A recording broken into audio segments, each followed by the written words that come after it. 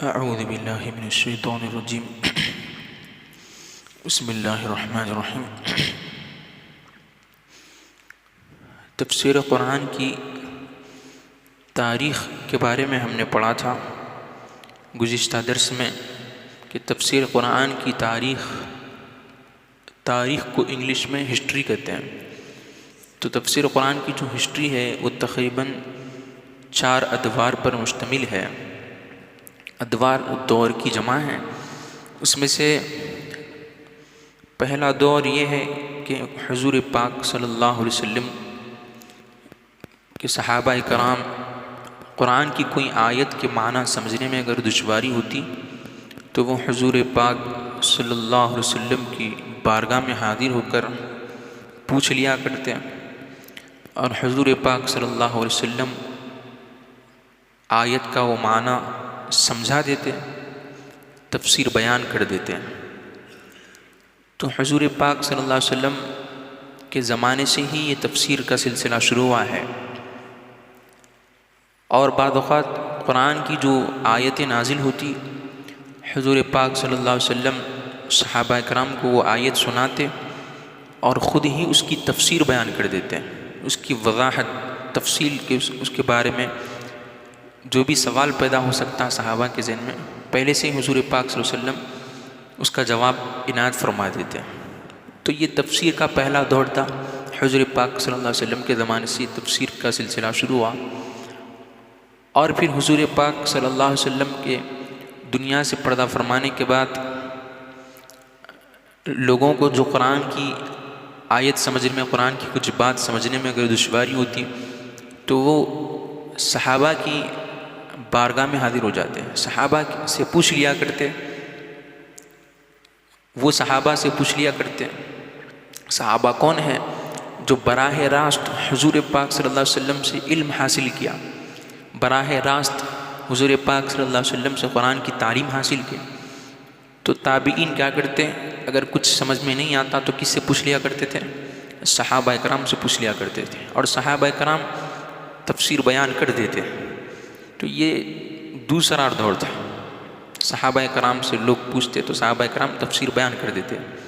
لیکن نہ حضور پاک صلی اللہ علیہ وسلم نے مکمل قرآن کی تفسیر بیان کی، اور نہ ہی صحابہ کرام نے قرآن پاک کی مکمل تفسیر بیان کی، کیونکہ صحابہ کرام عربی زبان کے جاننے والے تھے اور قرآن عربی زبان میں نازل ہوا، تو تقریباً وہ اس کو سمجھ جاتے تھے۔ جہاں پہ سمجھنے میں دشواری ہو رہی ہو وہ سرکار سے پوچھ لیا کرتے تھے، اور سرکار رضوان علیہ وسلم سمجھا دیا کرتے تھے۔ پھر تیسرا دور آیا کہ لوگوں کو سمجھنے میں کچھ دشواری ہوئی قرآن کے بارے میں، تو وہ کس سے پوچھے؟ تابعین سے پوچھے۔ تابعین کون ہے؟ جو صحابہ سے علم حاصل کیا۔ تابعی کسے کہتے ہیں؟ جس نے صحابی کو دیکھا ہو، صحابی کے زمانے میں ہو۔ تو تابعین نے جو صحابہ سے قرآن کی تعلیم حاصل کی، لوگ وہ تابعین سے پوچھ لیا کرتے تھے کہ قرآن کی جو بات سمجھ میں نہیں آتی، تو تابعین اس کی تفسیر بیان کر دیتے ہیں۔ یہ کون سا دور تھا؟ تفسیر کا تیسرا دور تھا کہ تابعین قرآن کی تفسیر بیان کر دیتے اور سمجھا دیتے ہیں۔ اور یہ تیسرے دور میں بہت سے فتنے بھی اٹھے، تو تابعین نے دین کی خدمت بہت انجام دی، تابعین نے بہت کام کیا اس پر۔ حضرت امام اعظم ابو حنیفہ رحمۃ اللہ علیہ، جس کی ہم تقلید کرتے ہیں، ساری دنیا بھر میں سب سے زیادہ تقلید امام اعظم ابو حنیفہ رحمۃ اللہ علیہ کی جاتی ہے۔ امام اعظم ابو حنیفہ رحمۃ اللہ علیہ بھی تابعی ہے۔ کیا ہے؟ آپ بھی تابعی ہے، آپ نے صحابہ سے علم حاصل کیا۔ تو امام اعظم ابو حنیفہ رحمۃ اللہ علیہ نے یہ فقہ کی جو تعلیم ہے، فقہ جو ہے، علم فقہ جو ہے، اس کی آپ نے تدوین فرمایا، اس کو مدون فرمایا آپ نے۔ قرآن اور حدیث سے مسائل کو اخذ کیا، مسائل کو نکالا انہوں نے، قرآن اور احادیث سے مسائل کو نکالا کہ وضو میں کتنے فرائض ہیں، فرائض کے زمرے میں کون سی چیزیں آئیں گی، واجبات کے زمرے میں کون سی چیزیں آئیں گی، مستحبات میں کون سی چیزیں شامل ہوں گی، سنتوں میں کون سی چیزیں شامل ہوں گی۔ اس پر انہوں نے اجتہاد کیا قرآن و حدیث کو سامنے رکھ کر یہ مسائل انہوں نے اخذ کیے، اس میں سے وہ مسائل نکالے انہوں نے۔